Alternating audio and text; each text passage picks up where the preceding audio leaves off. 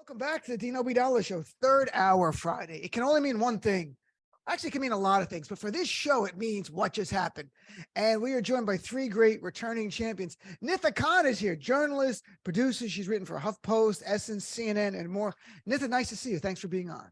Hello, good to see you too. It's been a minute. Glad to be back on. It is also back, Andrea Jones-Rooy, social scientist, specializing in complexity, which we talk about all the time. That's right. Stand-up comedian and, of course, a circus artist. Andrea, welcome back. Thank you so much. Excited to be here. I got my juggling balls ready to go for the discussion. Excellent. And in the center square, it's Greg Johnstone, who you know from comedian, writer, video content creator with more than 2 million followers. It feels like Hollywood Squares because you guys are in boxes here and I see you. And in the upper left box, it's Greg Johnstone. Remember Hollywood Squares? That still exists, or am I 95 years old? You might be 95. I might be. Yeah. I remember I'm as old as you, or no, I'm younger than you, Dean. Stop. We don't talk about age on this show. I have my Zoom setting set for 1998. So I have an age a day past 1998. If you see me in person, I look like Harrison Ford, deep blonde, like we won't get into it. So let's talk about a little thing called the Donald Trump arraignment in federal court. The first time a former president's ever been arraigned on federal charges. I call it the Trump went down to Florida. So Andrea Jones-Rooy, someone who we've talked about this many times. There we go. Were you surprised that DOJ finally charged Donald Trump with very serious crimes? The only surprising thing to me about all of this is that I didn't even find it to be that big of a deal because I was like, oh, he already got indicted, even though this is a much bigger indictment and actually means something. But the surprising thing, truly, I had to check the New York Times to see how big the font was to make sure it was as big of a deal as it sounded like it was, because I was just like, oh, another indictment, another day. I'm ready for more to keep coming in. Like I want indictment weekly for the next year. What font size alerts you to that it's actually a serious thing? I want to say like at least 36, maybe even 36. 42. Yeah, and bold, italics, all of it. It's got to be bold, and it can't be like Wingdings. That would No. It can't be like Helvetica. Yeah, it's yeah. Something Courier like New or It's something. like a New York Times font. There actually is one, right? So I think they would use their own. So Nida, for you, in case you didn't hear about it, Donald Trump was arraigned this week, and I know you didn't follow everything you said. So what is your reaction to Donald Trump finally being charged with really serious felonies? Like these are 31 counts of espionage. It's not a joke. No joke, as President Biden says. No joke. And he also says, what's his other phrase? Big effing deal, which it is. And honestly, I was surprised that it took this long. Like, I understand they have to dot all the T's, cross all, or wait, I'm messing that up. Dot all the I's, cross all the T's, but I'm surprised it took this long for this to come down. And, it's just one of, we may see many more. We may see Georgia, we may even see DC. Let's see what's going to happen as we go forward. And ironically, today is actually the 8th anniversary of when Trump came down those tacky golden escalators and announced. No, the correct way of saying it is that he slithered down the escalator. That's the word I've used. I write that in every article, and editors scratch it out every time. At CNN, MSNBC, I'm like, it's slithered. Why can't we use slithered? Yep, exactly to the date, 8 years. I cannot believe it's been 8 years of this madness, and the spectacle still continues, and it's very frustrating because part of me hates it. Like, I hate that we give so much oxygen to him, that he sucks up all the air in the room, that it's all about him 24/7.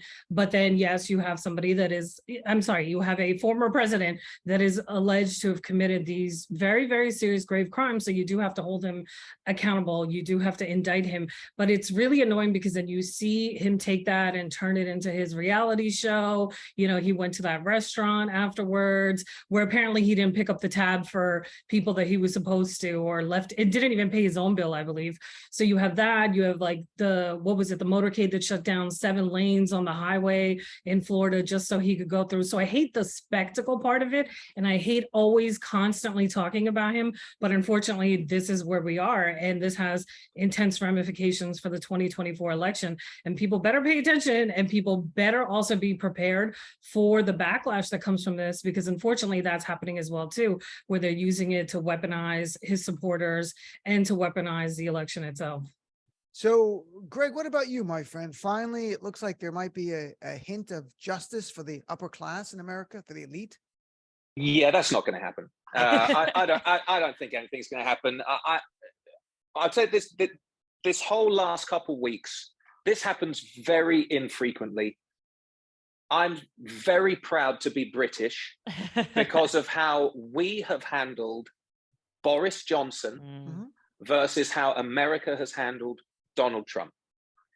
Boris Johnson was found to have been lying to Parliament about COVID restriction parties. Now, there was a bunch of other stuff he did, but what they got him on was you lied about COVID parties. Look, Trump has done a zillion things. They got him the Stormy Daniels. They got him for the sexual assault charge just a couple of weeks ago as well. And yet somehow he's still around. The GOP is still supporting this guy. Americans are still supporting this guy. Once in a blue moon, the UK does something right. And if you think about how the governments are built, they always use these terms, checks and balances, right? That's why the government is set up, so that there can't just be one power at the top controlling everything. There's checks and balances across. Well, somehow the British system worked. And Boris Johnson did these things, and within a couple of days, he's out. Gone. He obviously had to, he got gone as prime minister originally, and then when this came out, when he was just a member of parliament, resigned immediately. I don't understand. I don't know enough about the American system or the British system, to be honest, as to why Trump is still where he is and Boris Johnson had to go the route he had to go. But as I said, every once in a while, we do something right. And I just wish the system that was in place was there so that the people beneath Trump, the representatives, the congressmen, whoever it has to be, can say, you know what, we've just got to do the right thing here. This guy's just got to go. And unfortunately, that's just not going to happen, right? It's not going to happen. No, it's not. And wait, you know, that Harry and Meghan documentary series is very popular. I imagine there'll be a Donald Trump Jr. and Kimberly, whatever her name is, something, because that's the prince and princess of this twisted dystopian monarchy that we're living through. So do you think, Andrea, the fact that Donald Trump, former president to be charged with crimes, do you think for any president going forward, a Democrat or Republican, now they actually have to worry that, you know what, because it used to be you could do whatever you want, you're never going to be charged. Now they're like, oh, maybe we shouldn't torture, or maybe we shouldn't attack a country for no reason, because maybe I will be prosecuted down the road. I think that's actually the best takeaway of anything from this. I mean, we could hope that there's some kind of retribution for presidents who torture other people, say overseas. But I feel like in order to, yes, I think every president from now on, just like impeachment has become sort of like a weapon that we're just going to flail it around and we're going to put it in front of everyone and we're going to threaten it. I feel like we're only going to see it when it's more US facing issues. I could be wrong. Maybe I'm delusional, and they'll, you know, the Republicans will try to get the Democrats on everything. And so it's like, you did something in Guantanamo, we're going to take you down. The only sliver of hope that I have for this entire country, and I agree with Greg that we just can't, the most mind-boggling thing is that for, I guess it's 8 years, it feels like an eternity, the GOP has continued to just support Trump. I really feel like my only remaining hope is whatever is happening in the justice system. And hopefully, if we're throwing charges at future presidents, there will be some sliver of accountability in terms of like, is this a real charge or is it not? Of course, the two sides are going to argue about what counts as a real charge. But yeah, we're going to see this sort of stuff, and we're going to see abuses of the system left and right, literally left and right, going forward. Interesting. So Nitha, do you, picking up on that, do you think there's a potential, though, now that this has been breached, that say a Republican president uses his DOJ or her DOJ truly to weaponize it to go against political opponents? Oh, absolutely. They're already stating that emphatically and publicly, that, you know, if Biden is reelected, that they're going to go after him. They're going to go after X, Y, and Z. That's already their talking point. I believe Trump said that as well, too, if I'm not mistaken. He said yeah, he did. And I agree with, sorry, Andrea. I agree with her. Andrea or Andrea? It's Andrea. It's like the casserole dish version of the name, but Andrea sounds classier, so I'm not upset when you say Andrea. When I get drunk, I call myself Andrea. That's Andrea. How you know I've had too many glasses of Chardonnay. Yeah. I love it. Andrea. We'll go with Andrea. So I agree with her in terms of, other folks not being held accountable. Like, it's great, Trump is, but what about Bush? What about Cheney? We're not going to go backwards. All the neocons. I know we're not going to, but it's crazy that, they waged a war on a lie. Then you had the Patriot Act, all kinds of civil liberties being taken away, nothing. And then, yes, torture and extrajudicial killings. None of that was ever held accountable, but that's a different side topic. And it's really ironic that someone like Karl Rove this week, I think it was today or yesterday, he penned that op-ed, finally denouncing Trump and saying, this is bad for the party. He's a terrible president and we shouldn't reelect him. And I'm like, it took this long for you, first of all, for you to come out and say this. And not to mention the fact that people like Karl Rove were the ones that fomented so much of this hysteria. They did all the anti-Muslim hysteria, the Islamophobia, and all of that transitioned into leading somebody like Trump getting into office. Because remember, they for years and years, and part of it was in order to go and do the war in Iraq. It was all the anti-Muslim stuff. It was the Patriot Act, like I mentioned. And then Trump came in and basically rode a wave of that anti-Muslim hysteria and called for a total and complete shutdown of Muslims entering. And that's what he was largely elected into office for. That was a big part of it. And that was his first executive order. So all those folks in the Republican Party that laid the groundwork for this stuff to happen, and there's a few now that are like, oh, we don't like this. I'm like, please give me a break. Like, you're totally responsible for where we are. They are. And we're doing what just happened. Greg, is there a classier way to say Greg? Like Andrea has Andrea. Do you I don't want to go towards like Gregoire because that's French. Greg's such a oh wow, yeah, that's very. I like that. Very snooty. Gregoire. Is that Gregoire? Yeah, and I don't want to go there. I'll just stick with Greg and I'll just be generic boy. I'm okay with that. So Gregoire, getting back to the point that you made earlier in the show, the GOP, they look at this guy and they go, he's charged with 71 felonies. For those keeping score at home, he is. At 100, you get a free pizza, but 71 felonies. With toppings or no? Up to Trump, probably. Yeah, okay, fair enough. Right. If he'll get toppings. But 71 felonies. He was just found liable by a jury in New York of sexually assaulting E. Jean Carroll and hit with a $5 million judgment. Plus, of course, he attempted the coup in the January 6th attack. And none of that makes them leave. I wonder, Greg, in your view, does any of that actually make them like him more? Like, maybe we're asking the wrong question. Like, how come you're not leaving? Going, which of these actually makes you love the guy even more? Well, I think a big part of it has to do with the fact that Biden's rating is currently so low. And I think they see a path for Trump to win because he's still the front runner. He's still the front runner with the GOP, with the base, with the voting public. He's still the front runner. So if they see a path to getting him back into office, they're going to hang around. They're going to cling on to him as best as they can. And I think, there's a few people who are dropping by the wayside saying, look, this is getting out of hand. He's bad for the party, blah, blah, blah. But in large part, most people are still standing by because I think they truly believe he can win. Mm-hmm. And until that really doesn't become an option, which let's hope it's because he's looking outwards with bars in front of his face. Until it becomes to the fact that he cannot become president of the United States, I think these people are just going to cling on to him because they see this as their meal ticket to getting what they wanted, like they were getting years ago when he was president. And, wasn't one of his comments, he said he could walk down... shoot somebody on Fifth Avenue, not lose shoot somebody on Fifth Avenue. Yes. And we all kind of laughed at that. He was right. He literally could do that. And it's astounding. And I'll be honest with you, I don't think there's anything he can do that will make him lose his base. He's done arguably as heinous of an act as you can in getting convicted of sexually assaulting E. Jean Carroll. I mean, it doesn't get much worse. And yet nothing happens. His support doesn't change. And I'll be honest with you, I just don't think it will. What if he goes the other way? What if he has like a Bud Light and says trans lives matter or something like that? They'll say he's just trolling them. He's just doing it to own the libs. That's what they'll say. So Donald Trump, you're going to update his talk from 2016. He could say, I can not only shoot someone on Fifth Avenue, I could attempt a coup, incite a terrorist attack, be charged with 71 felonies, and not lose any supporters. It's kind of remarkable when you put it all kind of together. It's what a time. What interesting time. And we're doing what just happened.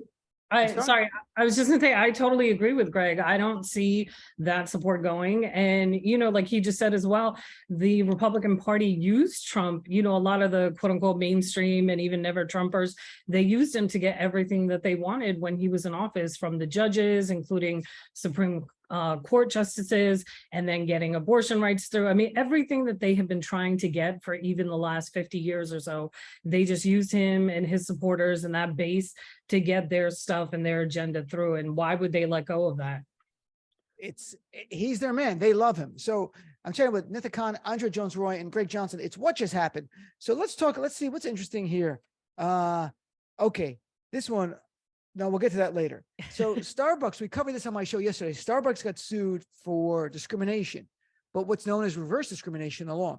And a white woman won. She got $25.6 million. And, the jury heard the evidence. They found that's what they found. They found she was fired because she was white. But do you think this is going to embolden the voice on the right to say, look, I told you they're discriminating against white people? Because that's Trump's whole thing, that like he's the guardian of whiteness, and that's why they love him. So Andrea, first of all, have you ever been discriminated against for being very, very white? I was so afraid you'd start with me for this question, Dean. I was like, oh my God. Finally, my people get the attention we need. I do not think I have, if I have been discriminated against because I'm white, I deserved it. And I don't even know what that would have been. My life, I have faced so few headwinds because of how I look that I can't even imagine.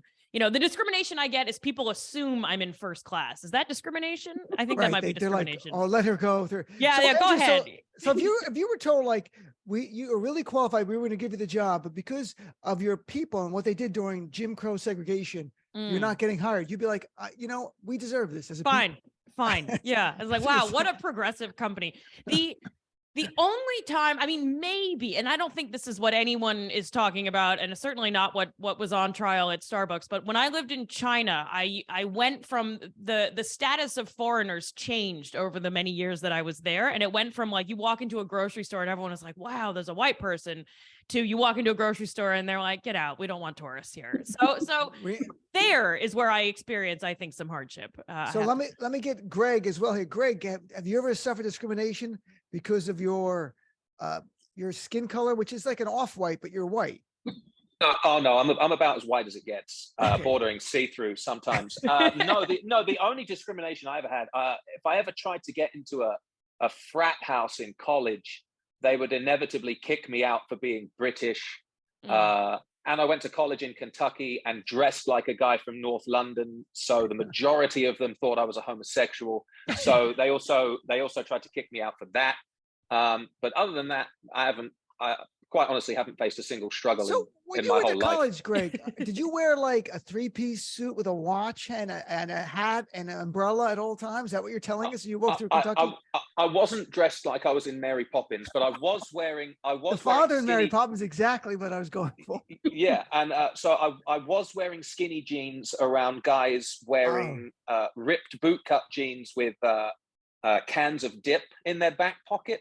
Mm-hmm. So I didn't really fit in with that crowd much, and they weren't really trying to tolerate me at the time either. So, and I kind of lent into that because I'm. So you dressed like you were like in the Sex Pistols? Is that what you're telling us, or the Clash? Always have, always will. Yeah. So that's all right. Very interesting. That is kind of what Nida. Now you are clearly not white. Yeah. In this thing, what do you think about the idea of reverse discrimination? And do you expect to hear even more from white people going forward on the right? It's white, right? When I say white people here on the right. I would just like to point out that you went to the non-white person last in this. I did, because you're the winner. You're gonna win. I'm the winner in this segment, right? This is it. White people are done. It's over. Right. When I do comedy, when I see young white people, I always bust. I'm like, you were born like 30 years too late. It's over for you. You know that. Why don't you go to another country? And they just look at me. I'm like, this is what, I'm like, it's just, and they laugh. I go, I'm not kidding. It's too late for your people. But anyway, Nida, you're the big winner.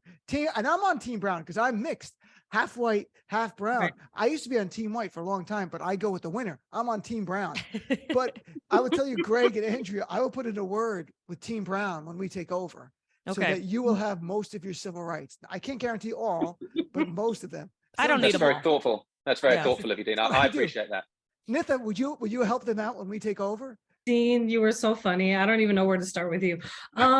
But, in all seriousness, it's very interesting because this is happening, or this happened under the backdrop of when, the Supreme Court is about to rule on affirmative action.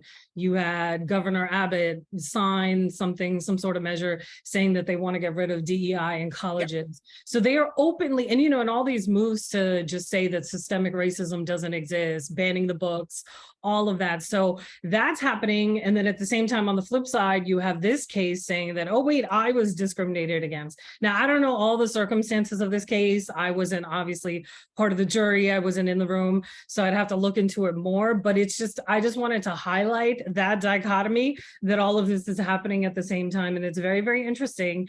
And, we often talk about, and I know we've talked about on your show too, that so many of these conservatives and Republicans are effectively trying to have minority rule in place where you do get rid of voices of color and people of color, and just have a small sliver of folks that are in power. And you see that with gerrymandering, you see that with all kinds of laws and legislations being passed everywhere. So it's just very interesting that on the one side you want to say this thing is not real, but then you want to use it to say, wait a minute, it's happening to me. And we see Trump do that as well too. Nobody plays the victim more than Trump. I have never in my entire life seen anybody play the victim card like he does. It's true. Well, not since Joseph Goebbels anyway, right. in World War II. Trump's using his playbook. When you talk about, look, the white anxiety on the right, and it becomes white victimhood after a while.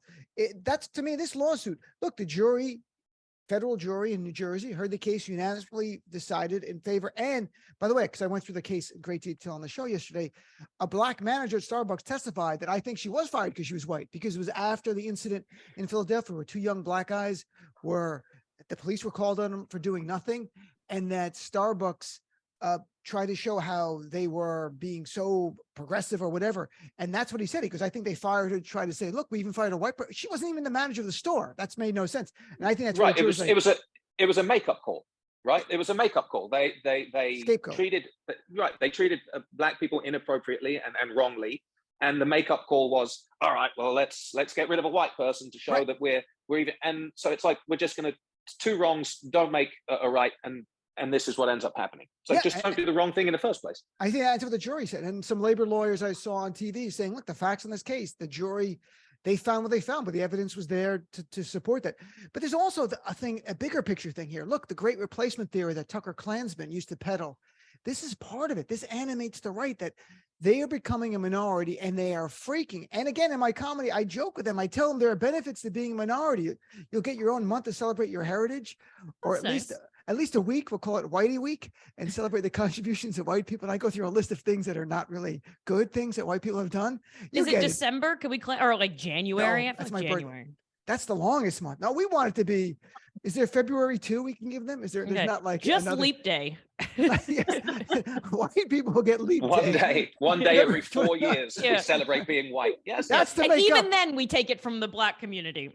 Oh, that's true. But but at the same time, I think maybe people in the black community would be okay. That's to make up for all the years of white domination. You're down to 1 day of appreciation once every 4 years. And it's going to be interesting. Look, we're going through times we've not lived through, because through history, and I went through some of the show yesterday, this idea of white victimhood didn't emerge now. I read an article from the St. Louis Post after the Civil War. They were outraged over the Freedmen's Bureau. The Freedmen's Bureau was to help former enslaved people. They were angry because it discriminated against white people, they said. I go, well, if there was white enslaved people, so literally, like, this is not new. Anything you're helping a minority, it's the zero-sum mentality you're taking from us. It's just now with demographic change really here. I'm worried where we're going. I really have concerns about if they're going to become violent more on the right. Absolutely. And, not to even go back all the way there, but just to the 1960s, we always often talk about how is this, whether or not like this era is comparable to that era, right? Because we always hear talk about this is the most divided period. And ironically enough, this week I was talking to somebody that was very, very active during the civil rights era. And he said to me that it is absolutely like the temperature, the animosity, the conversation, the discourse, the level of tension is absolutely comparable to the 1960s. And that's very scary when you think about it. Just think about all that happened. But there was some good music that came out of the 60s, so we can replicate that. It's sort of a trade-off, isn't it? I mean, there's some great stuff. Well, And the Beatles are coming back, so. oh, we'll talk about that later. And there was a musical Hair, which really had some really good songs that were catchy. You know, so I mean, it's all trade-off. Yes, like civil rights legislation and all of that. In 64 and 65, the Voting Rights Act, and 68, the Fair Housing Act. So yeah, there was some. You want to talk about laws? I'm talking about pop culture. All right, before we take a break, all right. Woodstock, sure. I'm just going to name things I can think of from the 60s. We joked about Andrea having a closet full of guns behind her, and I don't think that's true. But in Texas, the GOP won't address access to guns that kill people. But Greg Abbott, the governor, the Republican governor, signed into law Tuesday a mandate, a panic button. I'm not joking. The SOS button, a panic button in classrooms, that if there's a gun person, someone with a gun coming in to kill people, they're not going to stop the person getting the gun, but you can press a panic button. So it could be like the last thing you do. And here's the sick irony on all this. And I think that maybe I viewed it as horrible. It's named Alyssa's Law, named after a 14-year-old Alyssa Aladeth, who was killed in 2018 by a gunman in Florida. I'm like, how would the panic button have helped her? How about banning the AR-15? I mean, this is, to me, I don't want to get angry because I'm trying to keep this light today here. So, Nida, let's start with... I should probably recuse myself from this conversation then, if you don't want anger to come. No, you can be angry. This is what... Okay, that's good. So I'll start with Nida. Nida, what's the idea of the Republicans having a big press conference to have this? Look what we're doing. We're going to have a panic, like a big button, like boom. They should have a sign, how many days since the last mass shooting in Texas, and they can just have to cross it off each day. It's like 1, we got to 2. Oh, erase that. But instead of addressing the guns, it's literally a panic button for kids to press if they're being hunted by a gunman. It's so ridiculous and infuriating. I'm trying not to get angry myself, but you couldn't even make this stuff up if you wanted to. And it's their usual deflection instead of actually dealing with the issues, trying to come up with a real solution, trying to actually, in good faith, work with Democrats and find something to ban these assault, or just get the assault rifle ban back in place, right? Like something. Nothing is being done. And instead it's like, all right, let's throw all this money, panic button presses. And to me, it always amazes me that, all of these Second Amendment folks and pro-gun activists think that they have some sort of ability to go against the government or the military if they want to, or whatever, feel that they need to. And I'm like, in what world are you living in? You're talking about a military that can literally drop a drone on you and that'll be the end of it. I mean, what are we really talking about here? Seriously. So it's just, Dean, it's so sad. You have all these kids, like the number one cause of death. One killer of children is gun violence. So they're going to have a panic button. That's the remedy for that is a panic button. Exactly. It's just so sad and ridiculous. And you have people all around the world that look at us and say, what the hell is wrong with you guys? You have countries that are literally issuing travel warnings for people to come to the United States. Be careful because there's a whole bunch of shootings that go on. And this is where we are. It is. And I guess you can rip that panic button from my cold, dead hands, is what might really happen, Sally. I'm trying not to make light of it because I don't know how else to process it because it literally makes no sense. Andrea, before we get to Angry Greg, that's his new nickname. What is your reaction? Well, luckily I'm very cheerful about this whole topic. So this is going to be a nice palate cleanser before. No, all right. The panic button, I'd like to know where the button goes. I mean, obviously police don't come in and rescue children who are being shot at. So it's not going there. And then if we're going to the government, that goes against the whole, what Nida was describing of trying to protect us against the government, which doesn't make any sense. The most amazing thing to me, whenever I speak to people who are like Second Amendment 2A folks, which is rare, is they make this argument that we're protecting ourselves against the government and that guns aren't killing anyone. And it's just like, there's no amount of data or which way to look at the data that suggests that the other countries are the ones that haven't figured it out. Like, it's just, if you look outside of the US for like half a second, you're like, oh, that's the problem. And it just seems so obvious to me. And it just seems that it's so stunning. I envy the ability to be like, let's not consider any other place on the planet and assume that we have some special problem. I wish I could think that way. It would be a relief. Angry Greg, take us home. If you don't think that gun control, banning guns works, you have such little dick energy that the only reason you need that is because you cannot fathom an existence where you can't just go kill someone And that's all you think about. That's the only reason for having a gun, is so that you can have in your soul, you can wake up in the morning and say to yourself, I could go kill someone today. That's the only reason for having one. And to talk about, does it work? I just quickly wrote down the chain of events that happened after the Dunblane school shooting. I believe it was in 1996 in Scotland. Mass shooting in Scotland, the United Kingdom. I believe it was 13 kids, a few teachers, etc., killed. Government immediately, well, with relative immediacy, bans assault weapons. Mm-hmm. They then did a give back. We'll take your guns back if they're illegal, if you don't want them anymore, whatever it is. We'll take everything, no questions asked. Just bring them back. We're getting them off the street. We then get to the point where they increase it, make it a total ban of all firearms. Can't get them. If you have one for shooting, it used to have to be. I remember when I was very young, my granddad had one for clay pigeon shooting. It had to be kept in the loft, locked away, like multiple locks that people would come and check. And since 1996, the United Kingdom has had 0 school shootings, 0. So if anyone out there doesn't think it works, we are living in a country where people would rather marry, make love, be obsessed with their firearm than save the lives of children. I cannot wrap my head around, and the bit that angers me the most, we're doing nothing about it. Not even trying something, not even saying, all right, let's see what happens if we ban guns for ban assault weapons, AR-15s. Just take the one popular AR-15 and ban that and see if something happens. We're doing nothing, and this is just going to keep happening. And I joke when they talk about they're trying see-through backpacks to make sure that it's not the kids bringing the guns in. That's not what we're trying to do. We're not worried about kids bringing them in. We're worried about someone coming into the school with an assault rifle and mowing down 17 kids.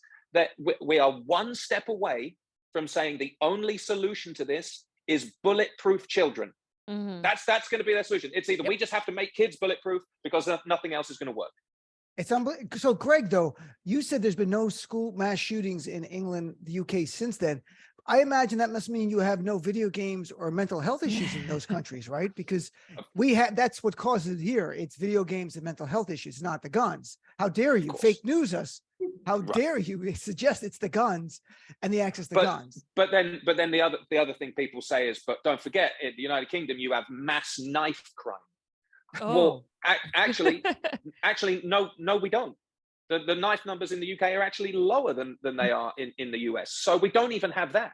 And the argument I will always make to someone is, if you want to go and try and mass murder people with a knife, it's harder than it is with an assault rifle. Mm-hmm. So at least that we've made it a bit more difficult, going in with a stabby thing rather than a bang stick. I mean, what arguments are we trying to make? There's no logical explanation for things to stay the way they are, other than you have an incredibly microscopic sized penis, and that gun is the only thing you could possibly have to wear your manhood on your sleeve and walk around like you're some sort of macho, ignorant moron. Can I just say that sounds so much better when you say with a British accent, and I wish I could just run some sort of ad with you saying that. Do you have, by the way, Greg, do they say things in the UK like what stops a bad guy with a knife, a good guy with a cleaver? Do they say that kind of stuff there? Yeah, I think they say it's a policeman with a truncheon. Is what they say. No, Andrea is a knife expert. Is there a certain knife that you think that someone should carry with them if they want to stop? I always have a cleaver on me at all times, right in this pocket here, just for self-defense. So I'm carrying a hatchet at all times. So, all right, so let's take a break and come back. There's a lot more to cover, including AI doing something potentially remarkably good, and Al Pacino having a baby at 83. I know it makes no sense, but it's somehow connected to my community. So we're going to take a break and be right back after this. Ready? We're coming right back. And welcome back, Dean Obeidallah Show. We're live here Friday, June 16th, continuing our conversation with our friends Nida Khan, Andrea Jones-Rooy, and Greg Johnstone. So let's talk about AI. So it's artificial intelligence. I've talked about in the show. Obviously, it's going to kill us all. We know that. We're just buying time till they take over. But as entertainment AI, before they kill us, it's going to give us a new Beatles song. Sir Paul McCartney, that says BBC, refers to him as Sir Paul McCartney. He's employed artificial intelligence to help create what he calls the final Beatles record. He told BBC Radio 4 that they've been able to use AI to extricate John Lennon's voice from his old demo, and they can complete a song. And the song was a song that written, I guess, a long time ago in 78, and it was on a cassette that Yoko Ono gave to Paul, and it was on a cassette that said "For Paul," and John Lennon had recorded this before his death. So AI is going to finish a song that John never sung by extricating it, and it's going to be the final Beatles song. Greg, considering you're from this land where the Beatles come from, and you lived on Abbey Road for a few years, what is your take on all of this? I don't know how you knew that. I thought I kept that pretty under wraps. I Googled it. There's a picture of you crossing the street with no shoes on. Have you ever seen that? So there's four guys in front of me in that picture. The popular picture, they cut me off at the back. I'm actually the fifth guy. You're the fifth Beatle. Greg Johnson, the fifth Beatle. They're the sixth. Yeah, actually was a fifth. You're the sixth Beatle. No one's ever talked about the sixth Beatle, Greg Johnson. Right. Sorry. Which is a shame. Which they should have. You broke that. Look, my thing. Look, AI. It's not going away. It's going to continue in the entertainment industry. My only thought on AI at the moment is that I'm glad it's not funny, because you type tell me a joke about this, and AI is just not funny at all. It can't figure it out yet. The day it is, I'm out of work. I'm just going to go into just typing. So AI is like Greg Gutfeld, you're saying? Like, yeah, it's not funny at all. And he thinks it's funny. Greg Gutfeld thinks he's funny. He's the worst. Just so everyone knows, he hosts on Fox News. He claims it's a comedy show. It's not comedy. He's terrible. It's awful. Yeah, sorry that when you just said that. All right, so Greg, you're saying until comedy can make little short funny videos like you do, then you're okay in a British accent. That's it. Yes, absolutely. But in all seriousness, I think this is a positive thing for it to be used for, right? You're bringing back a dead guy's voice to finish a song that was written 40 plus years ago. Great. That's a wonderful thing. I think if you're looking at it and it's now displacing actual artists, actual people with talent, that's when it's going to become an issue. But if it's something like this and it's just for some nostalgia and there's some positive things about it, sure, go ahead. So, interesting. And I wonder with AI, where it ends up going, will there be an AI Trump that they'll just keep electing? Because Trump can only serve one more term at most, but AI Trump can keep serving for a long time. Andrea, Beatles, are you a Beatles fan? Huge Beatles fan, actually. I'm very unimaginative, but Beatles are like my favorite music. I love the Beatles. I had Beatles posters everywhere growing up. I was obsessed. But isn't it kind of weird? Like, I mean, I hope it's a good song. I hate it to be like, imagine it's like the junkiest, it's like an 80s synthesizer disco song that John Lennon did that we never heard about. You're like, what? That's what he did? Like the 80s sound. So what if it's rap? What if it's just John Lennon rapping? John Lennon rapped in 1980 because it's big. Him and Run DMC together. No one knows it. Just do AI Run DMC. Put them together like Aerosmith. Throw everyone in there. I'm concerned as a Beatle fan myself that the quality of this song. I'm worried as well. I mean, and even if it is good by 60s standards, it will lack the nostalgia that makes us like things from the past. And so it might just be this song where you're like, it kind of wasn't a hit. It wasn't very good. Maybe we'll see some catchy TikTok dances. We can always hope for that. But otherwise, I don't know.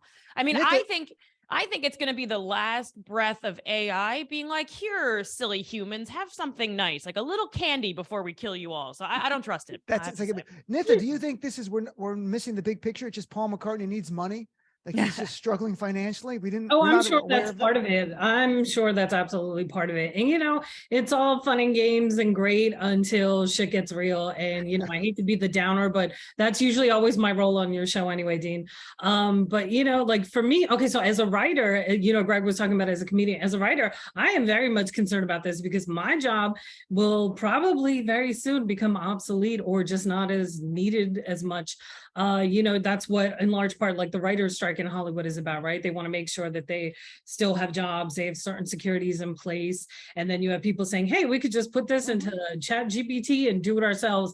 Granted, like the technology is not fully there yet. So you still need people to fact check and research and edit, but I'm sure it's inevitable. It will get to that point. And then there's a whole other dimension of it, aside from the automation and taking away people's jobs, there's the part where people want to use AI for military, for wars. And, that's pretty much like every single horrible movie that has ever come out happening in real life. Just think about everything. Like I think about iRobot and all of those movies. This is literally what's going to happen. The And when Terminator, perhaps. the Maybe you Terminator, saw the exactly. Matrix, perhaps. When you have people that worked on this technology for years and years that brought us to this point, that then say, hey, I think I created a monster and I want nothing to do with this, and I'm sorry I screwed up the world and goodbye. I'm like, okay, this is very comforting. If the people working on making the Terminator a documentary might want to take a step back. And what is true, last week, some of the heads of AI talked publicly about their concerns that what they're working on could extinguish humanity. And my reaction is stop working on it. Yeah. I mean, like if I was in my apartment, like I'm building a nuclear bomb in my apartment, it could destroy 5 blocks part of Manhattan.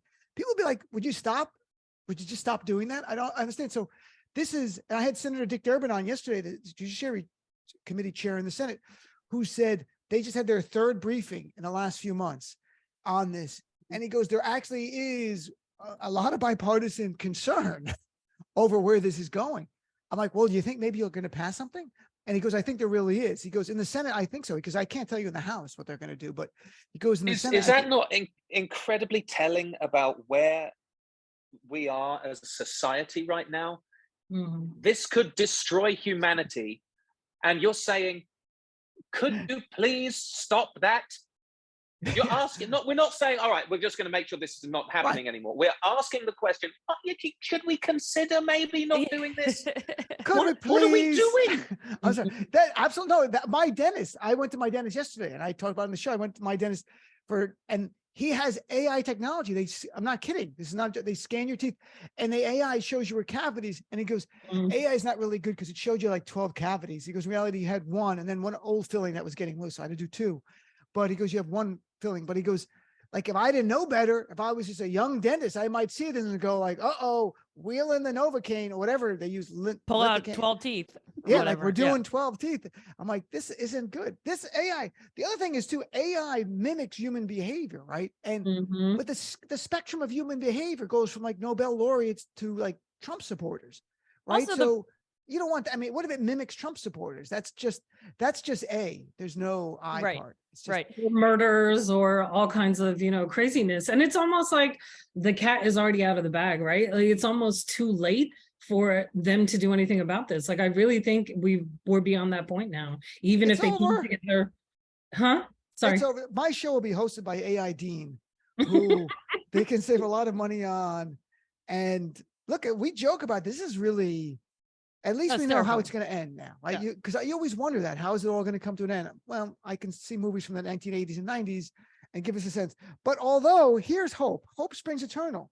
And we're doing What Just Happened Here with our friends Andrea Jones-Rooy, Nida Khan, and Greg Johnstone. Here's Hope Springs Eternal. 83-year-old Al Pacino is a father again. Completely true. Had a baby with 29-year-old girlfriend, Noor Al-Fallah, no relation to Obeidallah, but same line of heritage.